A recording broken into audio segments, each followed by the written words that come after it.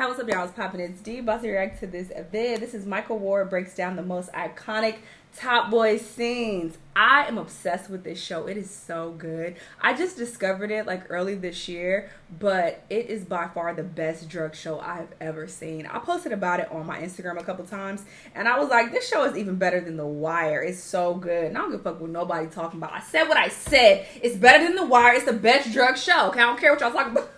I don't care, all right? The Wire was good as well, but towards the end of the series, like the last maybe couple seasons, it got real boring for me. They focused a lot on politics. I'm like, I don't care what corrupt mayor is running for office. I don't care. Where are the murders? Where are the drugs? That's what I care about. That's what I came for. So they kind of switched it up a little bit and focused a lot on that. So that annoyed me. So that brought down the quality of the show for me, in my opinion. But this show, all drugs, all killings, all that. That's what I came for, okay? Quality TV.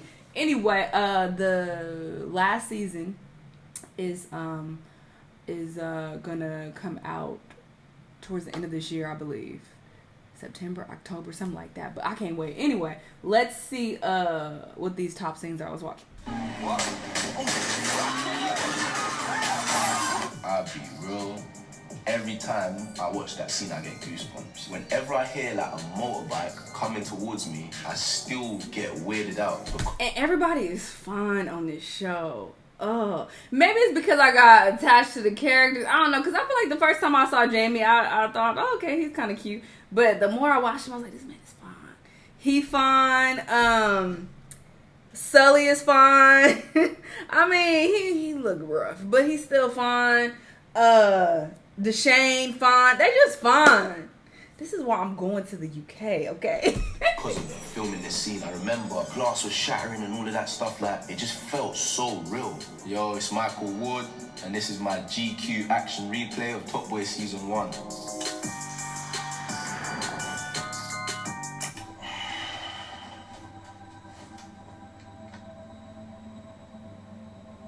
When it goes into this episode, you kind of see the human in this character, and you start to see what I love about playing Jamie so much, which is all of this three-dimensional stuff. This scene here was never scripted. So Ray, the director, while we was waiting for them to sort out some lighting, he was just like, yeah, let's get the camera up and go in the room and let's just film it. For me, what disconnected was the relationship that Jamie had with his mum. And obviously, if you watch the season, you'd see that he's lost his parents. That's why he's had to kind of step up to be the father and brother of his two little brothers, you know? And at the top of this episode, he's obviously looking at the pictures and stuff like that, so it really builds that connection. It kind of sets his tone for the rest of this episode and slightly for the series, because you see what's driving him to do the stuff that he does, and all decisions he makes is kind of because of these moments. This is definitely one of the reasons why it's one of my favorite episodes. I have someone. They have high grade. They have everything we need, and they're gonna sell it to us for way lower than what the Turks were selling for anyway. You need to think about it still. No, you don't. I'm gonna check tomorrow. Gee, there ain't nothing to think about except making peas, which we ain't done in a long time. I'll be real. In terms of all the slang and the language and everything, that's me. That's us. You get what I'm trying to say? Like, and that's what was so special about the casting. Nothing ever felt forced. And to be honest, a lot of the time the script isn't like that. Like, what we're saying is not always scripted. We're adding in our own words because we're familiar with the voice of these characters. Now that I've played like that's why the acting is really, really good, and him explaining it makes sense why it's so good. It does feel very authentic. Different roles since playing Jamie. It's like once you really find the voice of a character, you're able to go anywhere with it. In this scene especially, everyone's free. No one's kind of like held back. This is the first time you kind of see Jamie transitioning into that boss role. Like I said before, he's young and he doesn't want to be the person to say, yeah, I'm the boss. It's just making that assertive and sure. So even playing with this scene a few times, it was making sure that everyone else kind of saw it without me having to say anything. Even playing Jamie, this gave me a lot of confidence in life as well, because it just made me so sure about who I am, because Jamie's so sure about who he is. Period. Sorry I'm late. Meeting my mom. Put it together. Yeah, I lied. Everybody ain't fine. The main characters I'm mainly referring to. Some of the main characters, because there are a lot of busted people on the show as well. Anyway. Talk to me, investors to redevelop on the local estates, like a total Regeneration. What do we get to? So basically, we're gonna need a supply, and it's gonna have to be regular. Because if I don't deliver to my people, they're gonna go somewhere else. Totally understood. Basic business principles. Does 15 kilos a month sound like a regular supply? She got him on her. 15 kilos. Whew. That's a lot of blow. Gonna put a big smile on a lot of faces. Well, I'm assuming you can handle it. Because Jeffrey and me were thinking that if this works out, we can bring you a lot more. We can handle it. Obviously, the relationship with his bros and stuff like that on the road, like Kit, is very important to play with, especially in situations like this. Obviously, Jamie's coming into a world where he's not familiar with, like, with these white people and with people with a lot of money. Also, even being in a house like this is a dream to a lot of people from the road. You get what I'm trying to say? So it's like showing all of those things, but still remaining confident for me was very important when filming scenes. Trying to merge those worlds and show that we're not too far away from it and everything's attainable. Who you? Jamie, innit? Jamie, I don't know Jamie. Where's Jamie from? I don't know Jamie. Hey, what? Fam, you can't violate because the camera's through, boy. Blakey's tapped. And it's just mad because all of this is kind of just here in episode 2, you know. You're just seeing Jamie basically becoming a chameleon. He's never had to really handle a situation like this, talking to like someone else that's really, you know, loose screwed. Filming in London is obviously fun because you're filming in locations that I know. I remember we was filming in a chip shop. I'm trying to do the scene and I can hear, oh my, is that Micheal? I'm just like, oh, like automatically for me, that kind of takes me out of scene, you know, if I hear my name because I'm supposed to be Jamie. Season 1, I obviously didn't have that. I could kind of be whoever I wanted to be. And when people used to come to and ask us like what we're filming, we told them that we're filming like a Colgate commercial or something like that. Let's have a look. You got a T for it. Beautiful T. Attendance. I make sure he doesn't miss school. Oh, attendance is 100%. Homework is a 2. One of the best. He was a really good actor. Organisation is 2. Concentration is 3. Behaviour 3. So he's doing good. There's room for improvement. All right, he's gonna improve. Trust me. For me, this parents' evening scene was very funny because it just reminds me of when I used to be at parents' evening. My mum used to come and you're just sweating and you're thinking, oh, it's just gonna be long. So I kind of wanted to inflict that feeling onto Aaron Lloyd when we were filming the scene, that kind of pressure him to know that, yo, when we leave here, it's not gonna be okay. He's just so cheeky and it just gave me so much to play with. Jamie's had to step up and be in this position. He didn't want to do this. It's something that now he has to do, especially when he's just, you know, come away from that making basically a drug deal. It's always good to have loads of different sides to tap into, but still make this person feel as one. And this lady, like an older lady, walked past, but then she came over. She was like to Mum, how was that baby? Mum said he was born this morning. The lady started busting out. She couldn't believe it. She said back in her day, you'd have to spend, 2 weeks in hospital before you could come out? Mum was so strong. Yeah, now I'm deep in it. She wasn't ever ill. Never even had a cold. Dad too. He was strong. He was a real man. When he spoke, everyone listened. Yeah, man. That's why we come here, innit? On their birthdays. Happy birthday, Mum. Happy birthday, Mum.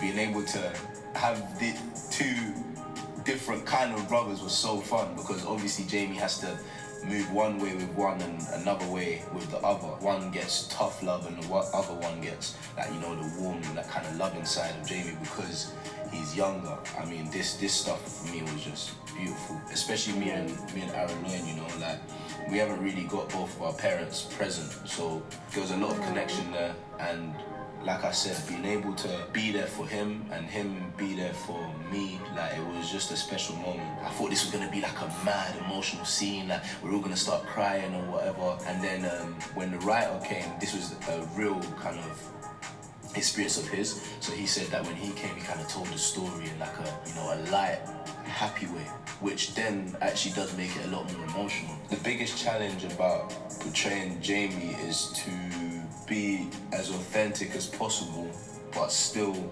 stick to a script that's given. A lot of the time, you're kind of battling with what you believe is real as a person that knows this world, but then finding all the reasons as to why Jamie would do certain things. Everyone has different motives as to why they would do stuff, and that's what was so beautiful about what Ronan's written. You know, there's always a reason as to why these characters would do what they would do. Like I said, once you find it, so it always works out.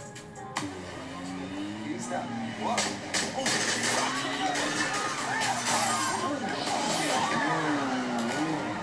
That's my drug dog. That's why you want to fuck with drug dealers. I talked about this before.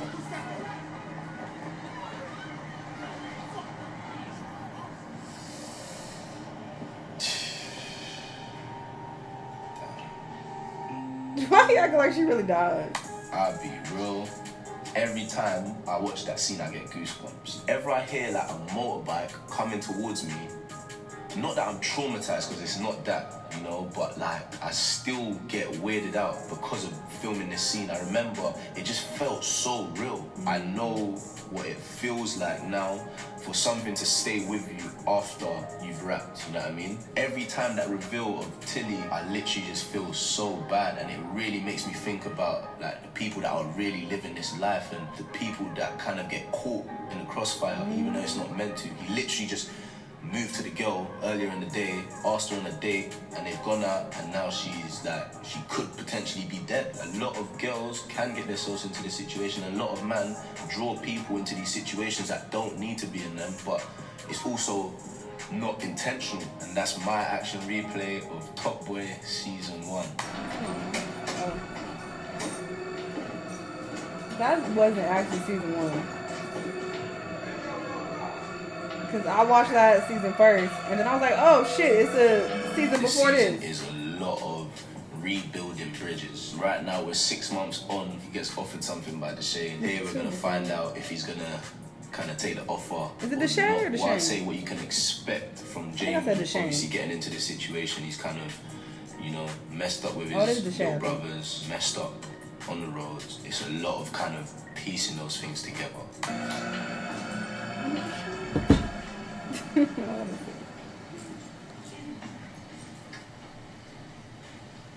What the fuck on your head? One of the processes I saw was from Giancarlo, who I worked with on a movie. I'd seen him come to set one day, and he kind of like took in his domain. So he looked at the house and he kind of scoped it out. And I looked at him and I was just watching him the whole time he done that. And I was like, you know what? Yeah, when I go to set, I'm gonna try that. I've come to set. I've gone inside the court, I'm looking at everything, checking my domain, gone to speak to the director, and he was like, oh yeah, by the way, I don't want you going in the court, because I want, as soon as you come out on camera, that's the first time you go into the court. And I was just like, I've already been in there. Obviously, I didn't go back in there until we got on camera again, but I probably should have asked the director first. This was actually one of the first scenes that I filmed as well. It was kind of weird to be on this side and see even coming in, and you get what I'm trying to say. It was just like a weird experience, and it just made me think of all the people that go through this, and it's just like, it's never worth this stress. You realize how much of your future is in someone else's hands when you're in this position. A lot of the youths that are on road and stuff like that just realize that being in this position there, it is never gonna be worth it. Nothing is ever kind of worth your freedom. Oh, the girl on this show is fine too. Jack.